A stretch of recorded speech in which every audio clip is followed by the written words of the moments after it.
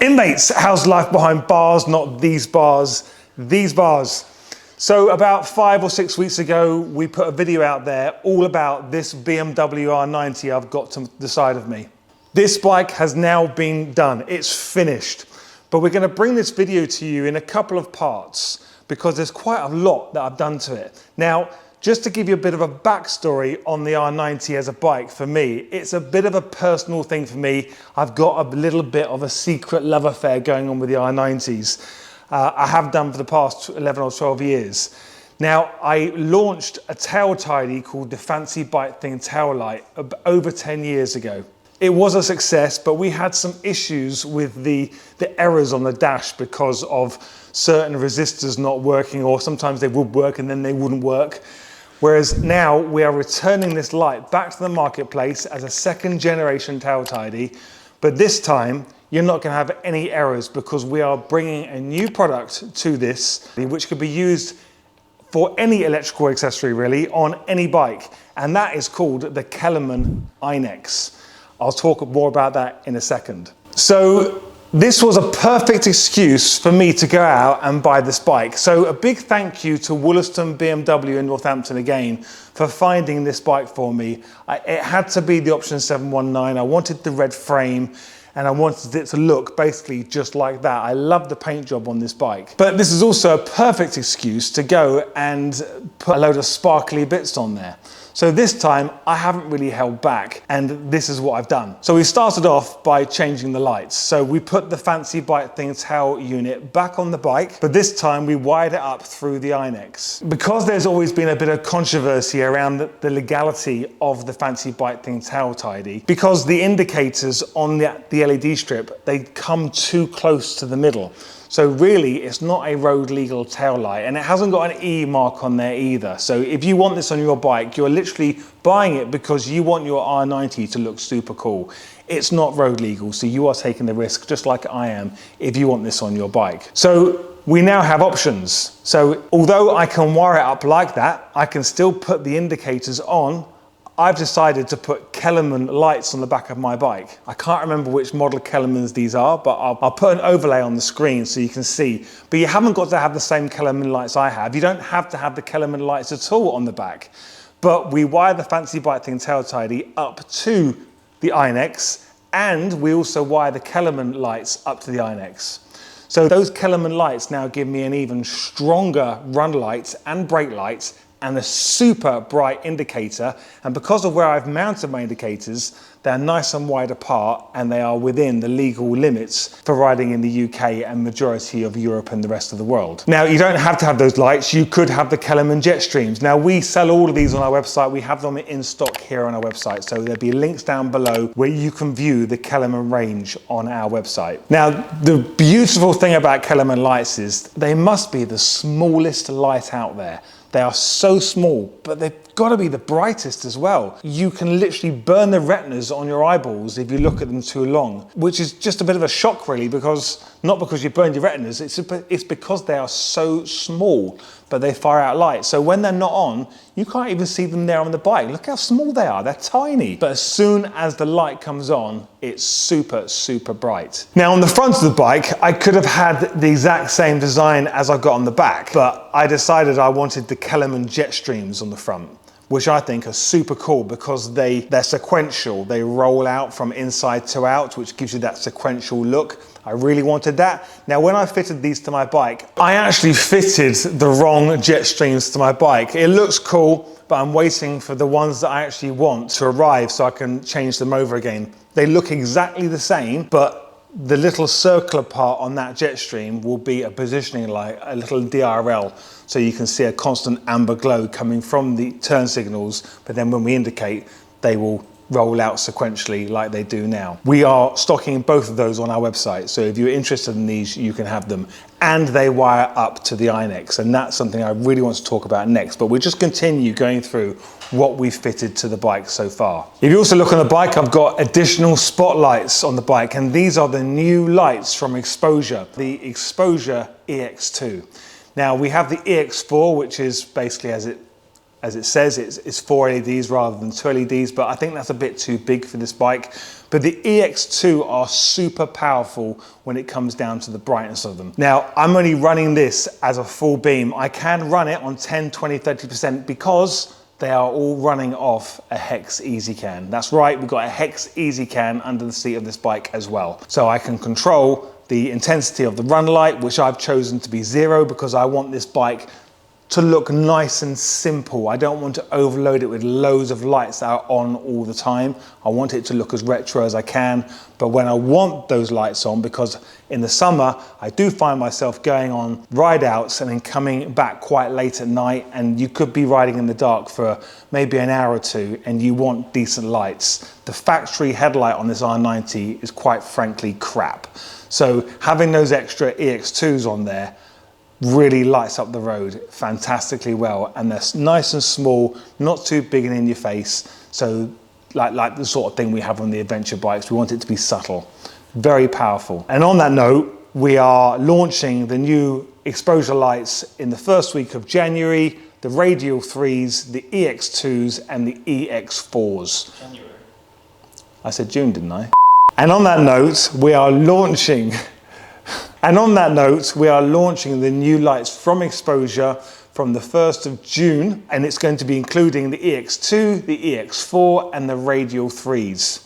It's also important to note that we are an exclusive dealer here in the UK for Exposure lights, so you can only buy them here from A Bike Thing.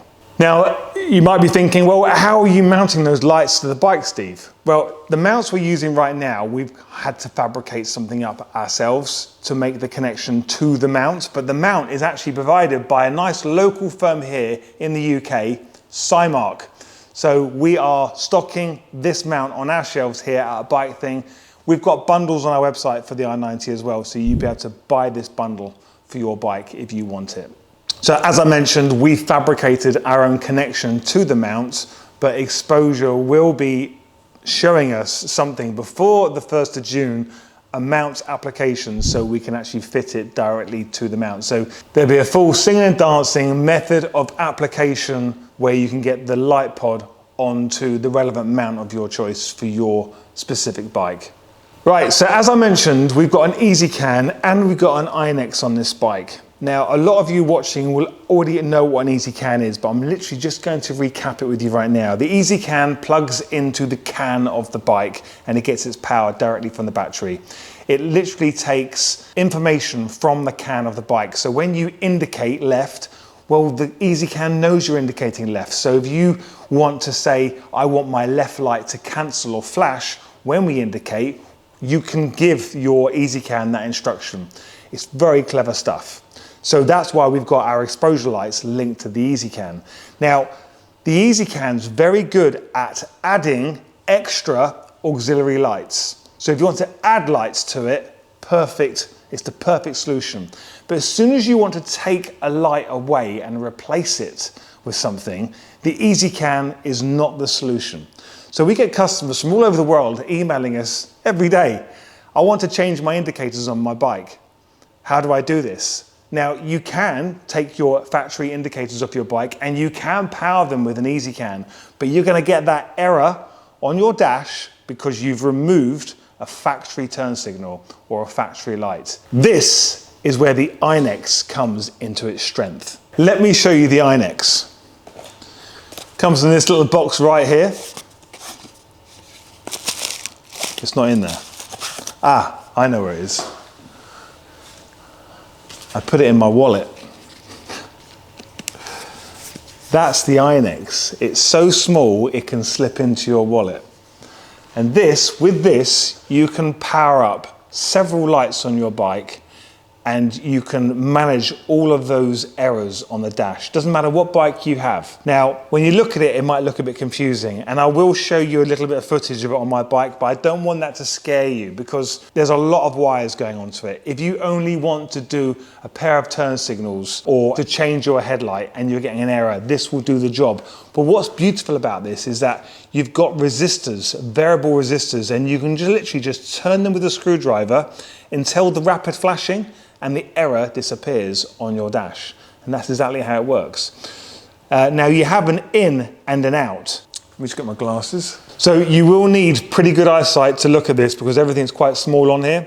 But you've got tiny little ports on every single side. You've got an in on one side and an out on the other side.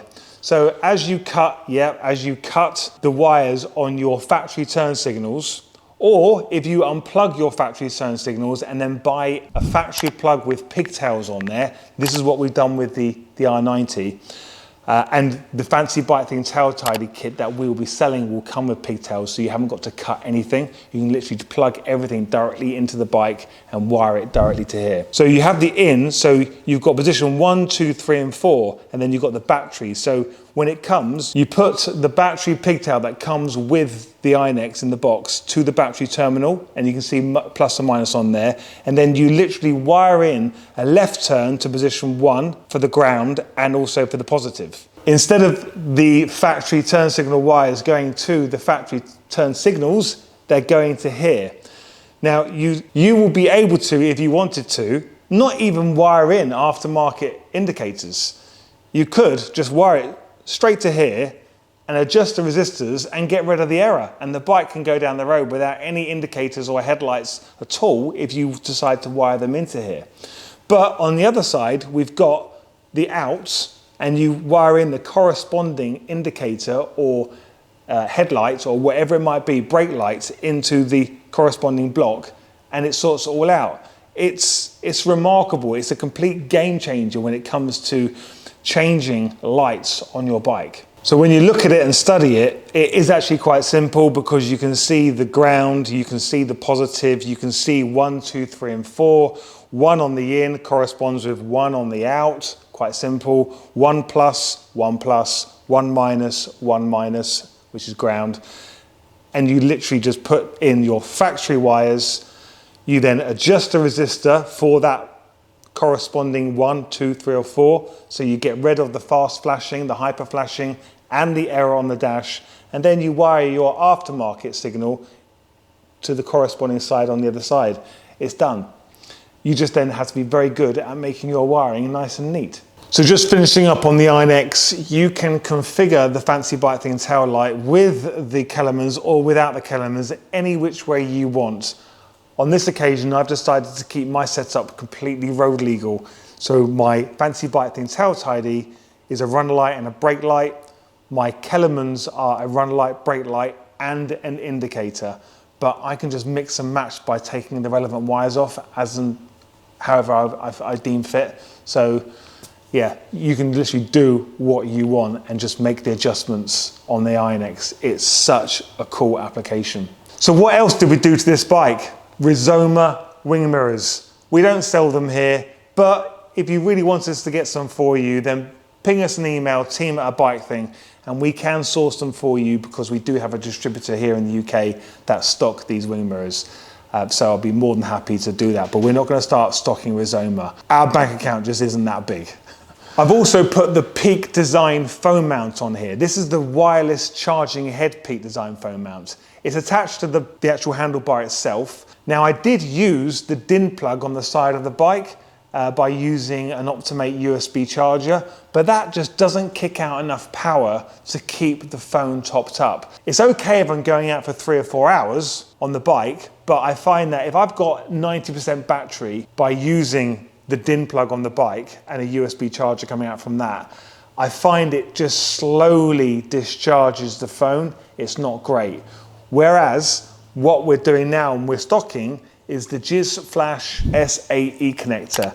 Now, because we stock Gys Flash chargers, we are putting the SAE connector on the bike so we can plug our bike directly into a Gys Flash when it's just sat in the garage. But when it's not, I can then connect that directly up to the SAE connector on the Peak Design mount. So we also sell them as well. So it's a Peak Design phone mount with the Peak Design SAE connector as well, which is connected to a Gys Flash SAE connector that's on the bike, which will double up as a charger as well. So I literally toggle between the two depending on whether I'm riding and I need my Peak Design charger to be on, or whether I've got it in here and I want it on a trickle charge. So then the final piece of the puzzle.